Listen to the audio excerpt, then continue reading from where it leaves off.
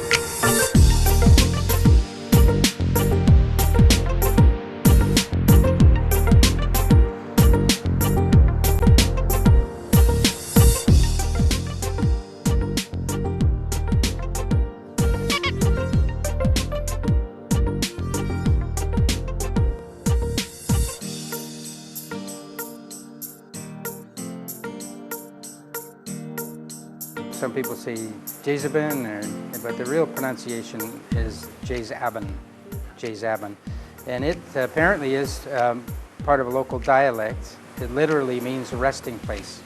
Interestingly, we are literally inside of Riwo village, which at last census I think was 4,000 plus individuals. Now we're gated. We have a gated premise here. But it's not, we don't have things like razor wire and so forth, so it's not, we don't have security problems per se. There certainly are problems in Madang and environment, but ours, we go years without incident. But yeah, it's working that way. Rivo is an interesting village. We have probably, I think at last count, about 52 employees. 50 of them would be from Riwo. So they walk to work. And we've gone from, you know, having an Excel spreadsheet to run the resort up to having a proper, fully integrated point of sale reservation system that we brought in a few years ago, which is really helping. Now these folks from Riwo, they came in here with, you know, a lot of them with very few skills in terms, and now they're quite adept at running a full-blown computer system. So we're quite happy about that, quite proud of that, in fact. If you're the type of person that is looking for marble walkways, towels over the arm, you know, that kind of upscale place, this wouldn't be it. But what people can find here is absolute tranquility, whether, you know, it's business people, conference people, families traveling. A lot of people in country come to us when it's break time. So they either come down as a couple or a group or a family and get into the ocean activity and the relaxation that we offer here. So it's really a place that it represents total relaxation. We try and add that to our flavor here with everything that we do. We're not rushed. And so it seems to work out. People that come here that have never seen the place have expectations.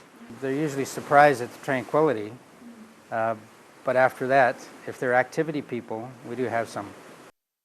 We get tourists from almost every country. I mean, they've come here from Africa, quite a few from the States, Canada even, which is my country, and Australia, which has been the mainstream for the last few decades. But we've noticed that Australians are not here in the numbers that they used to be. I was reading an interesting statistic from 2014, and that is that there were 35,000 unique visitors, and one of the tourist publications I was reading this, to PNG, all of PNG in 2014. That's not a big number when you consider that Fiji, for example, had 500,000. So compared to 35,000, but it's apples and oranges, so we really can't compare in that direct way. But 35,000 doesn't seem like a very big number to me. And with what PNG has to offer, this splendorous geography, the place should be crawling with tourists. So there's a lot to be done in terms of, at least from my point of view, in terms of infrastructure, getting behind the industry. I mean, we can do anything we want here, you know, with the restrictions, the monetary restrictions notwithstanding, we can do anything we want here. But if it's not backed up by a tourist structure in the country, we're paddling upstream.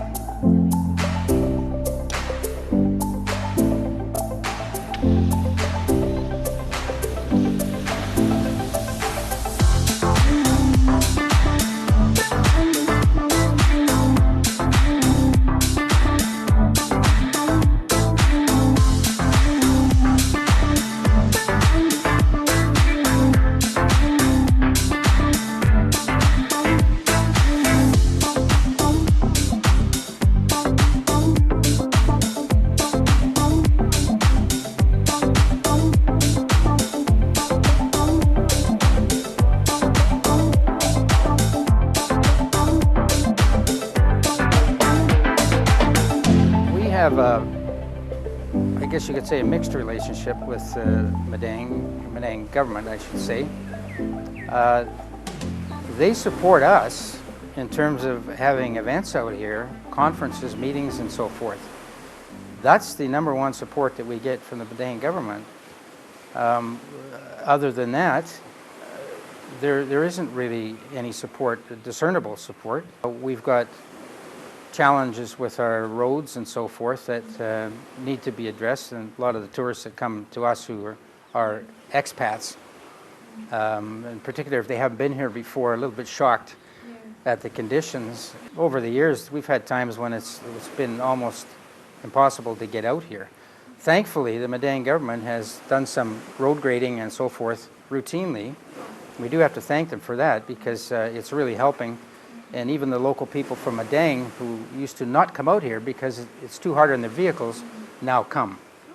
So the tourists from overseas doesn't really care about that. They just want us to pick them up and bring them out here, and which happens. So we've got our normal challenges that we face with upkeep of the property and so forth. But in terms of the overall business, that is not our big challenge. Our big challenge is it's a numbers game in the hotel and resort business. The name of the game is occupancy. We have some serious challenges internationally in terms of competition. And it's something I think should be mentioned, is the fact that we have people tell us, they tell us by email, they tell us on the phone, that they have options when they're going on their vacation. And when they look at the option of coming here, their main consideration is the cost. And I think, as we all know, Air Niugini has just horrendous local travel costs. They had a special, somebody was mentioning they had a special just recently to go to Kuala Lumpur for the same money that you could fly to Rabaul. There's something wrong with that. And of course people are making those decisions. They're saying, well, you know, this year I think I'll go to New Zealand, I'll go to Fiji, I'll even go to Bora Bora, because it's a lot cheaper. I'm not suggesting we're all expensive here, but we're on the high end of that zone. So, and can't be helped really, as far as I can see, because we've got costs. The costs are going across the board. So all tourist operators have to look closely at their numbers and make sure that, you know, they can hold the fort. To get into it, we're not looking for anything specific that would be, say, you could call a benefit to us as Jay Zabin. That's not necessary. We run our own show. We're self-supporting. So we're not looking for any handouts or anything of that nature. What we need, as all operators here need, I'm sure they would all agree, is infrastructure. We need the federal government not just to lip sync the tourism industry. We need them to solidly plant their feet and get behind it and prove that it's worth it for operators to build and to, create additions. Right now, I'm sure that, well, I can only speak for us. I mean, we're just, holding back, building, for example, putting up more buildings, because these are interesting times, as it said. So until the federal government gets something happening with the airline industry, where it becomes, let's say, competitive to going to other destinations, we're losing out big time. That's one major thing they could do. The other thing they could do is, with the various tourism departments that they have, actually have them do something constructive that will lead to guests coming in. I can't remember the last time, frankly, when I saw anybody from the tourist department who came out here to visit and say, hey, what are your challenges? Nobody. So what does that tell you? It tells you that little meetings are taking place around the federal tourism industry, but it doesn't get translated to the ground, which is out where all the resorts are. Well, I can say this, having traveled the world myself, I have never seen a place like this. And it never loses its thrill. I mean, the expression is expect the unexpected. Well, that's true, but expect the marvelous is what I would say, because when you finally get to see this topography and geography and the incredibly lush surroundings that this entire country is comprised of, it's awe-inspiring.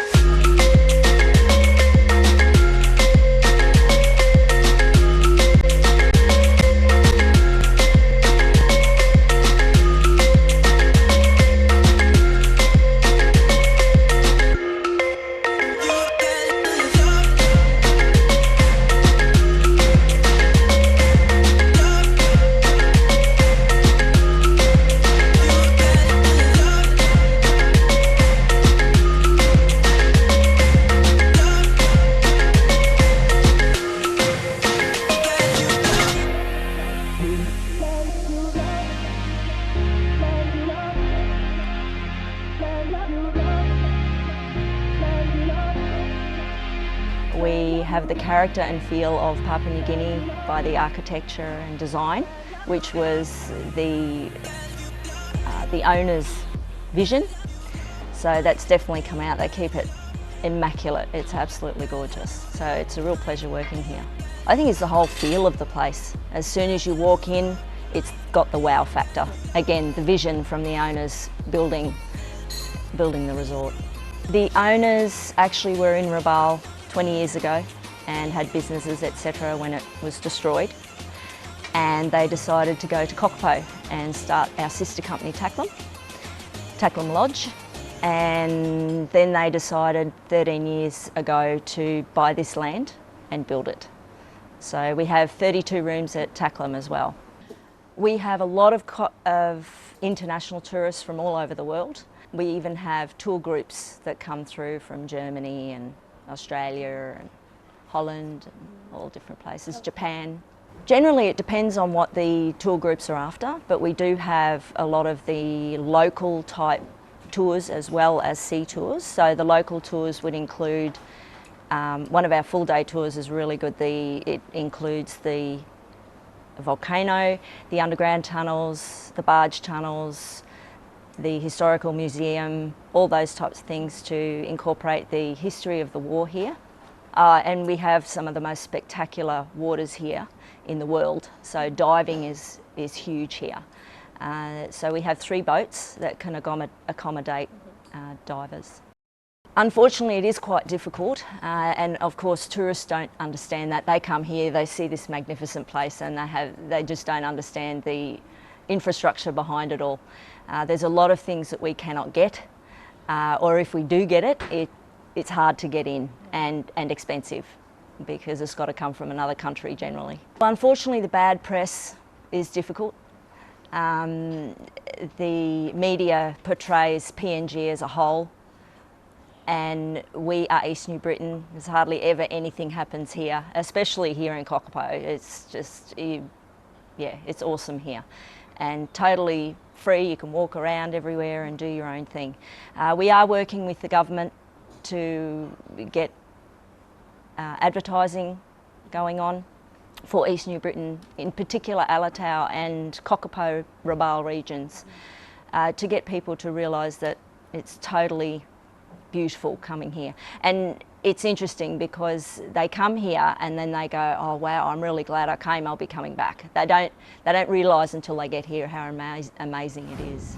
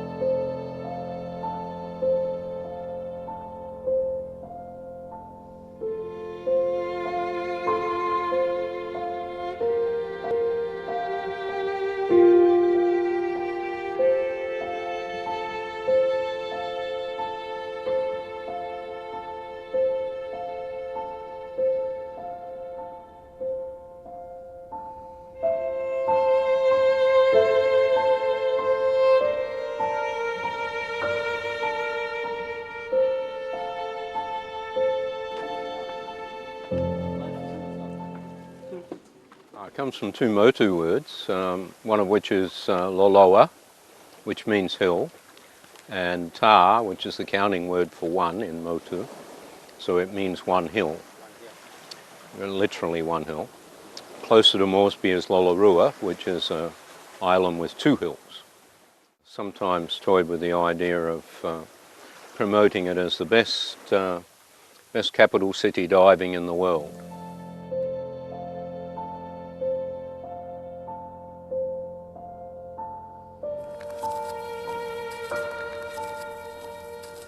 They were making a comparison about their different career paths. Like Dietrich went off and joined the Americans, and Leni Riefenstahl stayed in Germany and I shouldn't say took up with Hitler, though some people will say she did. But she certainly worked under that regime. They both had similar careers building up to that point, and that's where she got into photography. Then she did the Olympiad for Hitler, and then in later life she was recovering her image again and became a very famous photographer, cultural photographer. But are you interested in art expression from that period in particular? No, I've had the good benefit as far as I'm concerned. Some people wouldn't agree. But she came to PNG many times diving. The first time she came out here diving, she was 96. She only learnt to dive when she was 75. And so she came out here and she was underwater filming with a very specialised camera. So she was here in Kimby Bay, or Kimby Bay and here. And then she came back when she was 98. And filmed again, and then Max and I had the benefit of going over and visiting her in Munich.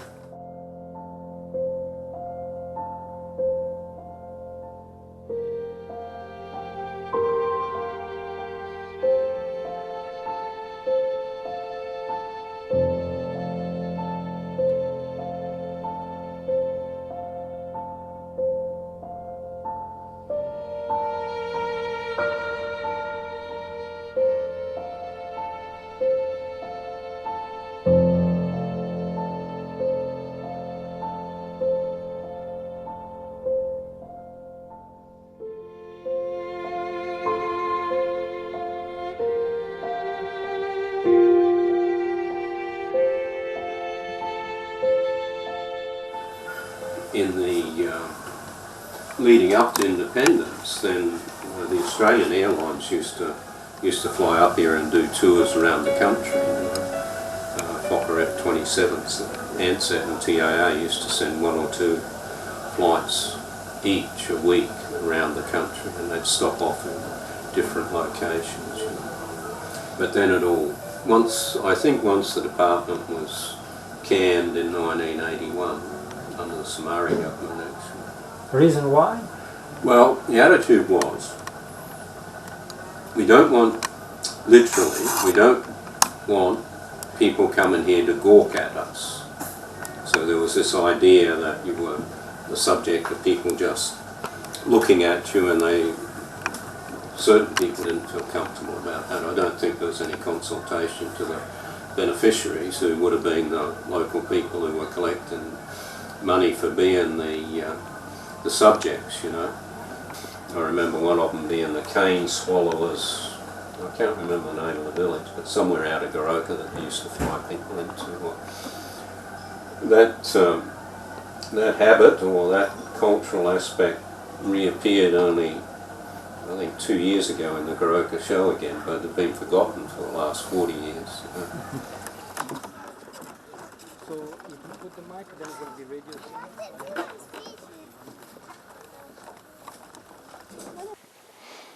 Well, I feel as though we're missing out a lot along the way. There's great potential here that we could do something with.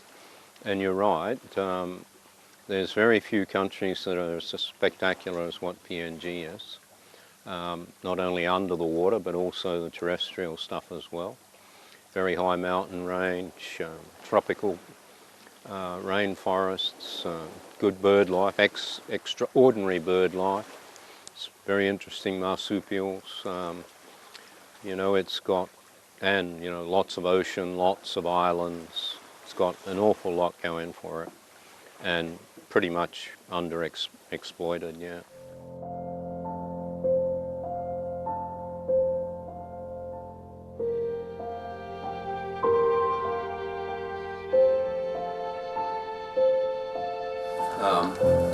If you really wanted to stimulate agriculture, then develop a tourist industry. You just imagine what happens in a country like Fiji, where you've got 700,000 or 800,000 tourists a year. You've got a population of 800,000, so you've got 1 tourist for every person, basically. And just imagine how much food those people have to eat.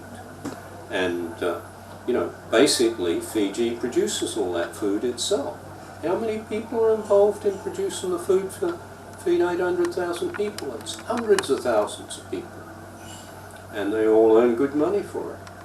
And of course it's not only agriculture. If you've got 800,000 people there, imagine how many buses and taxis and hire cars and things like that you need. You know, it's all these add-on things that drive a whole economy behind tourism.